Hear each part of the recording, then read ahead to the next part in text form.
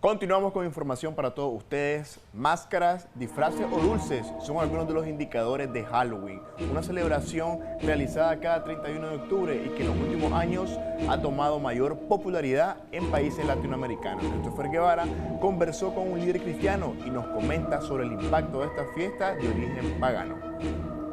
Se trata de una de las celebraciones terroríficas más antiguas y arraigadas en el mundo.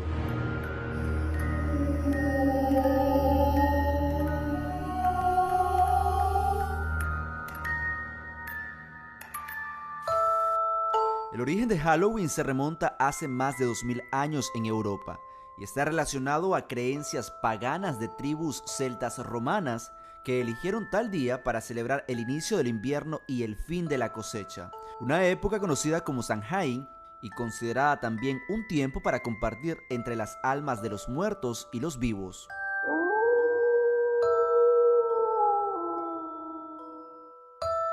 En la Inglaterra medieval, la palabra Hallow se usaba como sinónimo de saint, es decir, santo, y la festividad era conocida solo como All Hallow.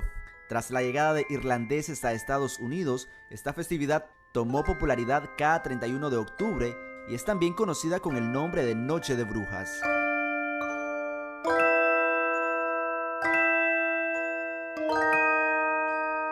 Relata la historia que, en la cultura inglesa, estas festividades eran designadas para orar por las almas muertas en víspera a la conmemoración del Día de los Difuntos. La Biblia dice claramente que son fiestas del mundo. El que ame al mundo se constituye enemigo de Dios, dice. La idea de usar máscaras o disfraces era con el fin de evitar ser reconocidos por los malos espíritus que los visitaban durante tal festividad.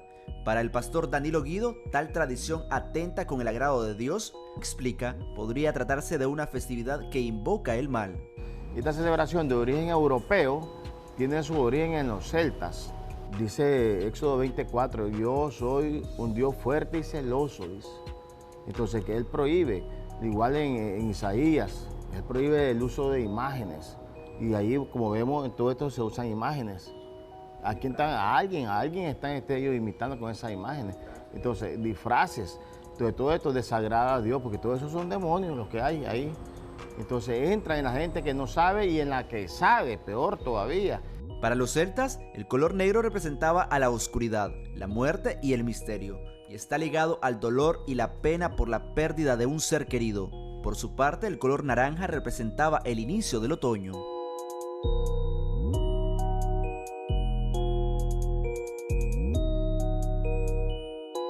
El impacto de esta efeméride ha ido en aumento, a tal punto que las bromas e historias de miedo han tomado mayor protagonismo entre la población mundial.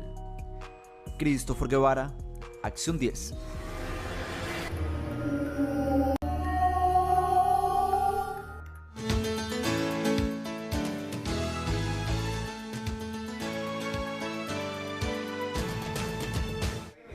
Y ahora en temas de salud vamos a hablar en la consulta acerca de los criterios a tomar en cuenta al momento de realizar un diagnóstico acerca de la diabetes.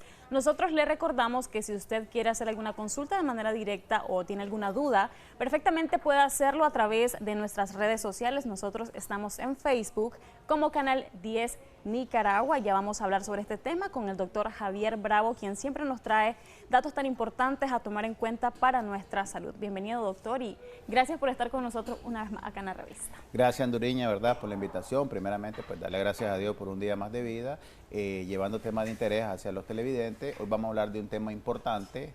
Esto nace a raíz de que hay pacientes o hay personas que te acercan a uno y le dicen, doctor, ¿qué puedo hacer para saber si tengo diabetes o no, ¿verdad?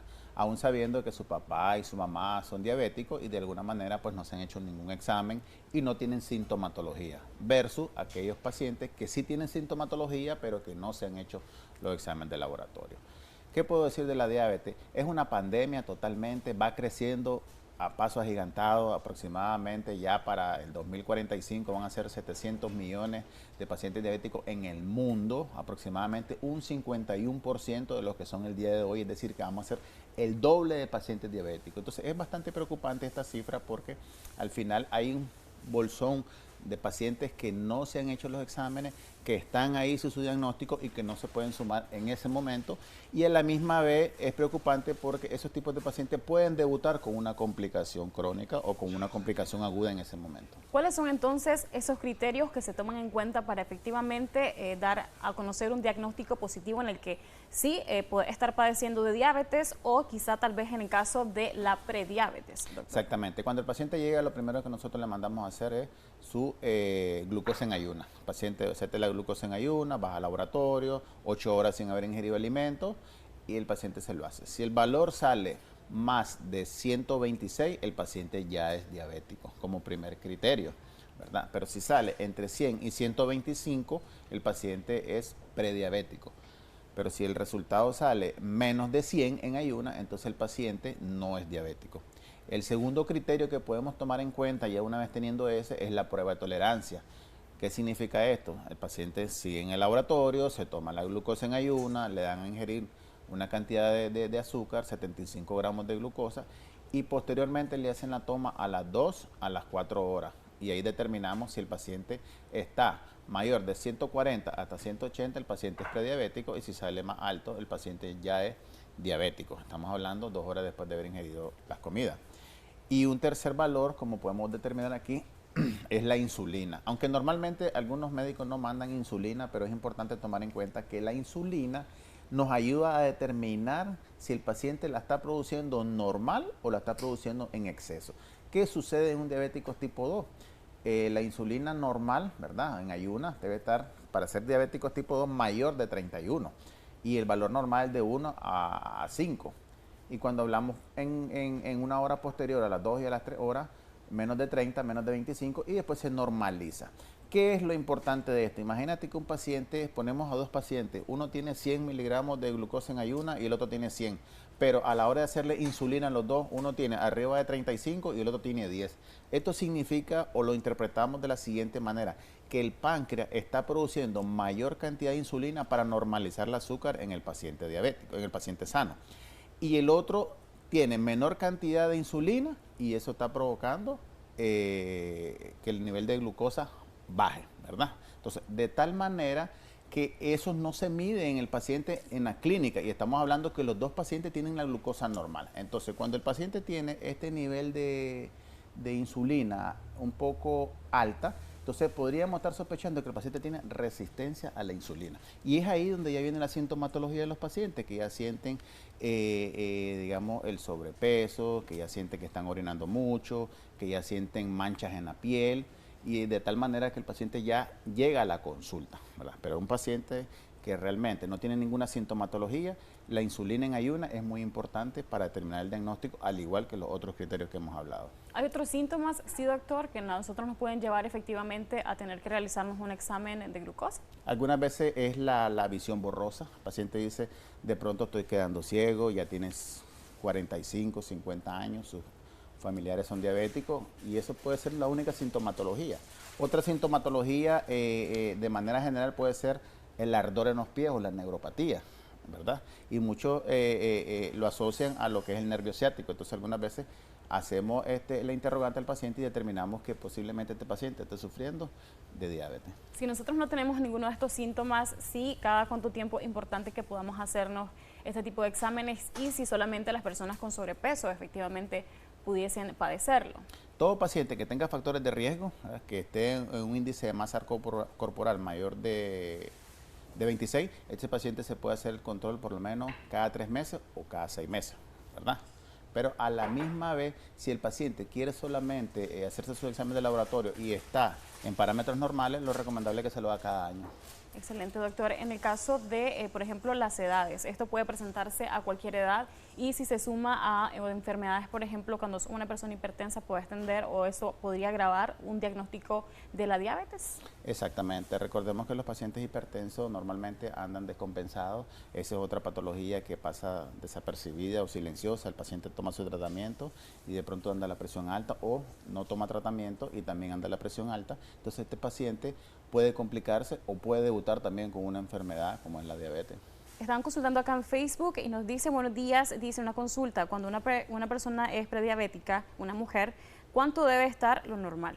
En caso del rango de glucosa, es lo que entiendo. En la prediabetes, sí. Normalmente la prediabetes se diagnostica entre 100 y menos de 126.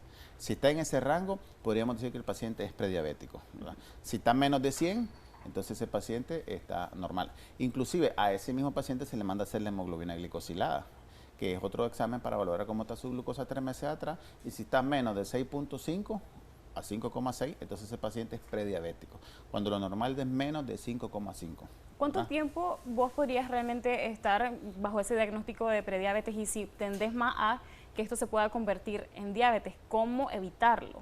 Muy buena pregunta. Fíjate bien, muchos pacientes te llegan a la consulta y dicen, ¿desde cuándo usted es diabético? No, doctor, a mí me diagnosticaron la prediabetes hace un año y yo estoy tomando tratamiento metformina todos los días y sigo con el diagnóstico de prediabetes. Entonces, cuando a un paciente se le diagnostica prediabetes, el tratamiento es continuo, son 3 meses de tratamiento, tanto farmacológico como tratamiento de cambio de estilo de vida, de tal forma que este paciente logre revertir en ese lapso lo que es los niveles de glucosa. Si este paciente en esos 3 meses se mantiene igual, con los mismos hábitos alimenticios, ingesta de alcohol, cigarrillo, sedentarismo, y el paciente mantiene su glucosa de la misma manera que al inicio, ese paciente ya no es prediabético, ya es un paciente diabético, ¿verdad? Entonces, eso es importante porque la mayoría de los pacientes me han llegado de esa manera y al final pues terminan con la diabetes y cuando uno le dice usted ya es diabético, a veces no lo creen porque realmente se niegan al diagnóstico y piensan que la enfermedad pues al final los va a matar, pues. Entonces,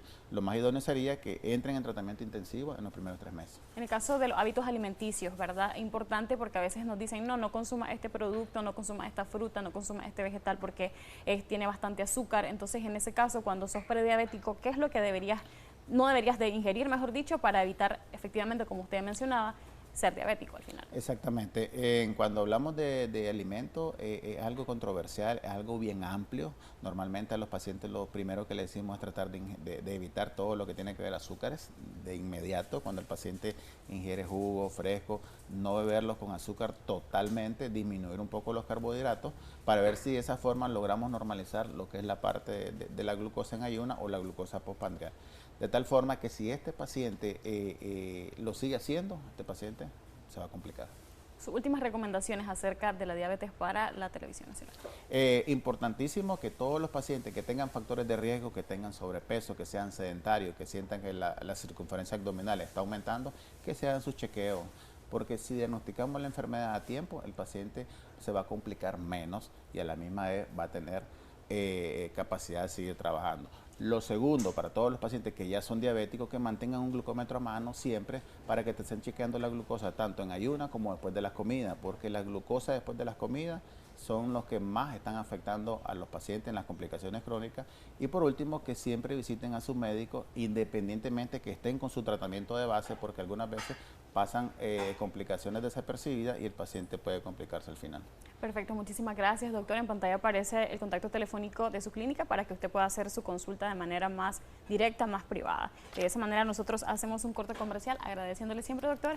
Ya regresamos con más de su revista Acción 10 en la mañana.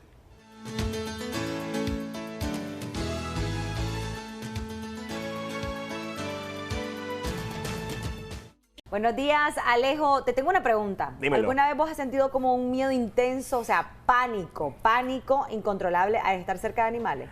Vaya, buena pregunta. Creo yo que tal vez he sentido así como esa reacción con los alacranes. No me gustan, perdón.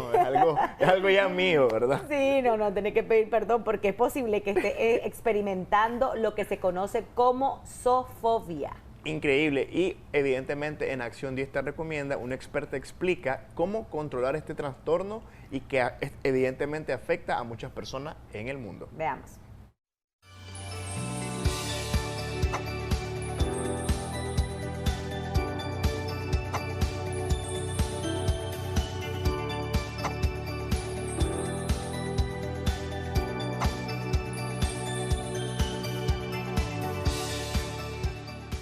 Que le tengamos miedo a un animal con toxina mortal es normal, pero si se trata de animales aparentemente dóciles e incluso domesticados, puede ser patológico.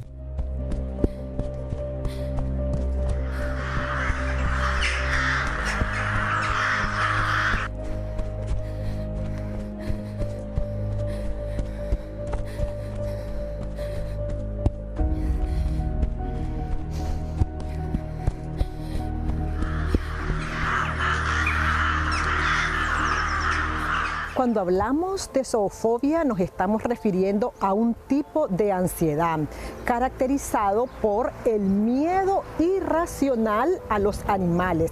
Puede ser a un animal en específico o a todos los animales. Casi siempre nos encontramos estos miedos irracionales o esta zoofobia con aquellas personas que le tienen temor a las arañas, a los perros, a las aves, a los insectos. Sin embargo, hay otro grupo que le puede tener miedo a todo. Aunque el diagnóstico de la zoofobia se realiza a través de una evaluación clínica completa, la psicóloga Nicole Mendoza se refiere a los síntomas físicos y psicológicos más comunes que presentan las personas que sufren este trastorno. Esta persona puede presentar una crisis de pánico, sudoración, igual como cualquier otra ansiedad. La frecuencia cardíaca se puede elevar. Pueden tener pesadillas recurrentes con el animal que le genera la fobia. También pueden tener esos pensamientos negativos. Incluso hay personas que se van alejando de los familiares o se van alejando de los amigos porque quizás en sus casas tienen perro y ese animal a mí me genera fobia. O tienen aves y las aves me generan fobia. Según las estadísticas de la Asociación Americana de Psicología, 5 de cada 100 personas en el mundo padecen zoofobia, por lo que es importante saber cómo actuar. Inmediatamente estos cuadros tienen que ser con un acompañamiento psicoterapéutico. Las psicoterapias son muy buenas para darle respuesta y darle salida a este tipo de fobia. Sin embargo, una de las primeras cosas que necesitamos hacer cuando vamos a comenzar un proceso psicoterapéutico es identificar el origen. ¿Qué es lo que le ha causado esta fobia? Por ejemplo, si una persona nos dice que en su infancia tuvo una experiencia negativa con un perro, entonces es muy probable que de ahí se haya originado esta zoofobia. Entonces, eso es importante indagarlo. La especialista además refiere que parte del tratamiento implica exponer gradualmente a la persona al objeto de su miedo, en este caso los animales, en un entorno controlado y seguro. Con imágenes de Alderson Morazán, Moisés García, Acción 10.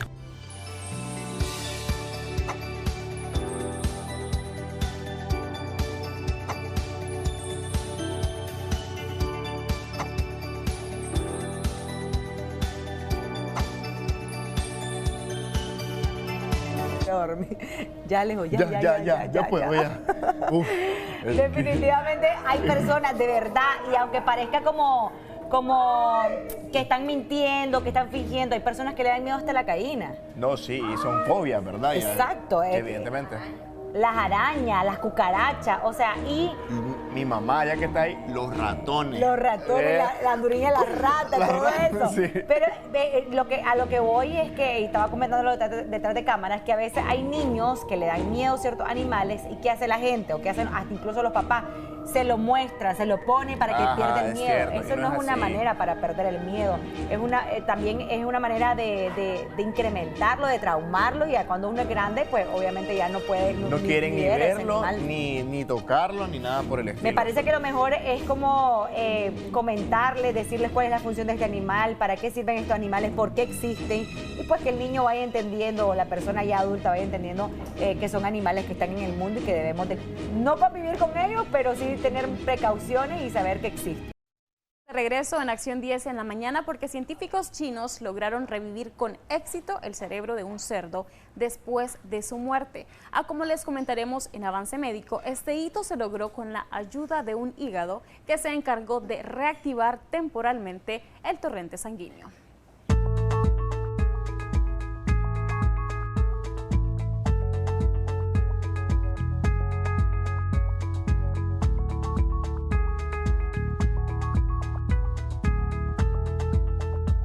En un avance experimental, científicos de la Universidad Sun Yat-sen en China reactivaron durante casi una hora la actividad cerebral en cerdos muertos, un hito que ha asombrado a la comunidad científica internacional.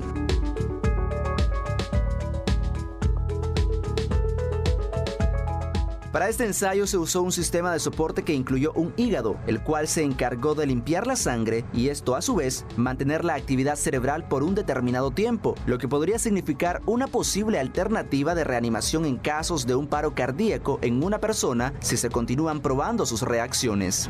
Explican los expertos que durante una reanimación cardiopulmonar de pacientes que sufren un paro cardíaco, cada segundo de circulación de sangre importa, dando una oportunidad de intervenir médicamente y lograr con éxito la reanimación.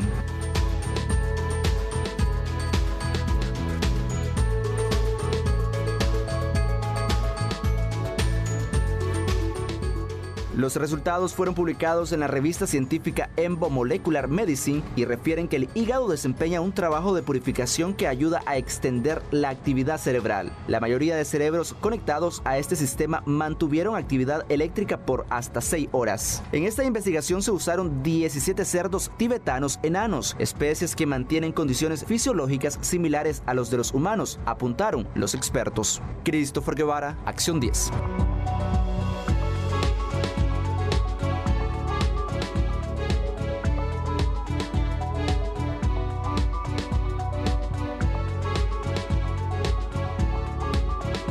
Christopher, muchas gracias por esa información y en otros detalles para ustedes, a partir de este 1 de noviembre varios modelos de celulares quedarán obsoletos para uso de WhatsApp, ¿verdad? Se ha detallado recientemente en Click Tecnológico que te contamos cuáles son y qué obedece su descontinuo de operatividad.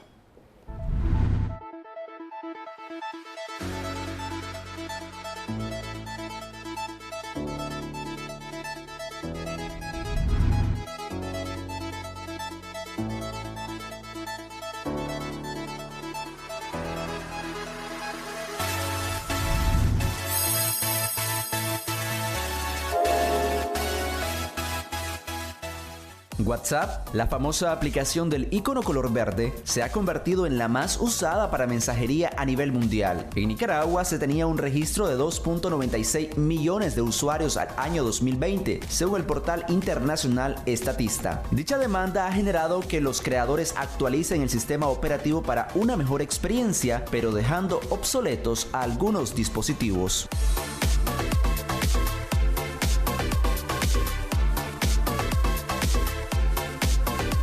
En celulares Android se requiere de la versión 5.0 para funcionar de manera correcta, la cual se lanzó en el año 2014, es decir, que los celulares lanzados antes de esa fecha no podrán ejecutar la aplicación a partir del viernes 1 de noviembre, se detalló recientemente. Estos son los modelos no compatibles.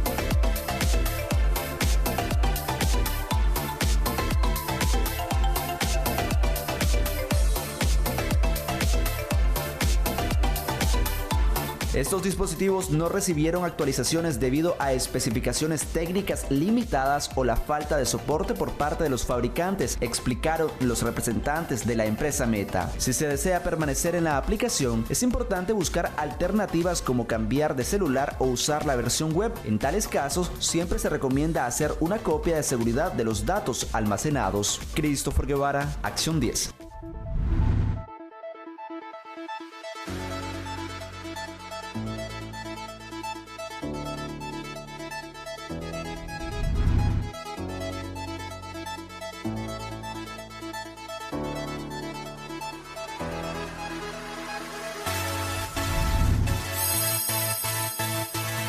Xochitl, ¿te vas a disfrazar hoy?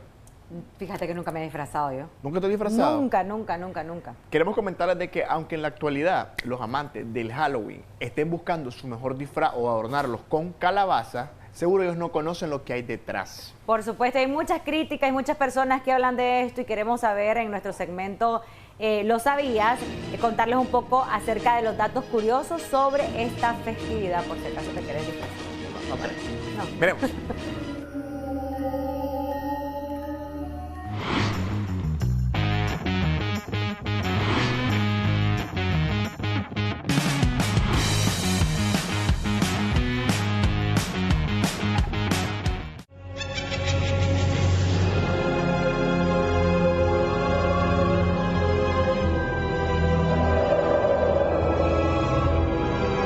Se trata de una festividad llena de simbolismos, curiosidades y tradiciones que han evolucionado a lo largo del tiempo.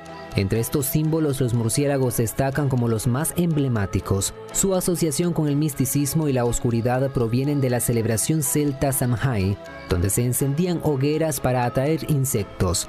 Con el tiempo, la superstición medieval vinculó a estos animales nocturnos con las brujas, al igual que los temidos gatos negros. A su vez, las arañas, que en muchas culturas representan riqueza y prosperidad, se convierte en un augurio de buena suerte si se encuentran en esta noche especial, simbolizando el cuidado de un ser querido desde el más allá.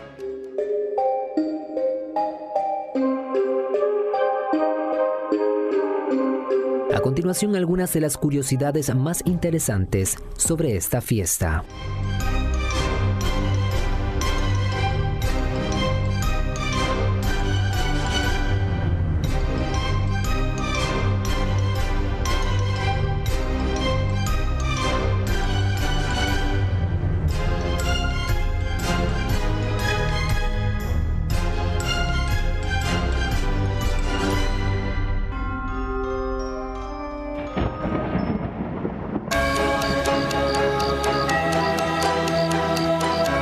La palabra Halloween es una evolución de All Hallows Eve, que en el inglés antiguo se traduce como Víspera de Todos los Santos.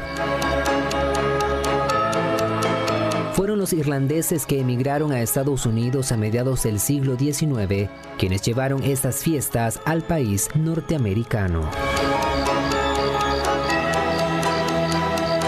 El primer desfile de Halloween se realizó en el año 1921 en Minnesota. En el año 2011 se incendiaron 30.919 calabazas al mismo tiempo en Illinois, Estados Unidos. Según registros del Imperio Romano, las tribus asentadas en lo que es Francia y Alemania tenían como costumbre ponerse cabezas y pieles de animales para conectar con los espíritus. Aunque ahora se decoran calabazas, antiguamente los irlandeses tallaban caras terroríficas en nabos. Los disfraces, más allá de asustar a los amigos y familiares, el por qué se disfraza en Halloween tiene una explicación: para ahuyentar a los espíritus. En Estados Unidos, hay refugios que prohíben adoptar gatos negros todo el mes de octubre porque alguien podría quererlos para sacrificarlos en Halloween por las creencias de su relación con los espíritus. Es la segunda fiesta más comercial de Estados Unidos, solo por detrás de la Navidad. Se calcula que en este país se gasta al menos $7.000 millones en fiestas, golosinas y disfraces. Moisés García, Acción 10.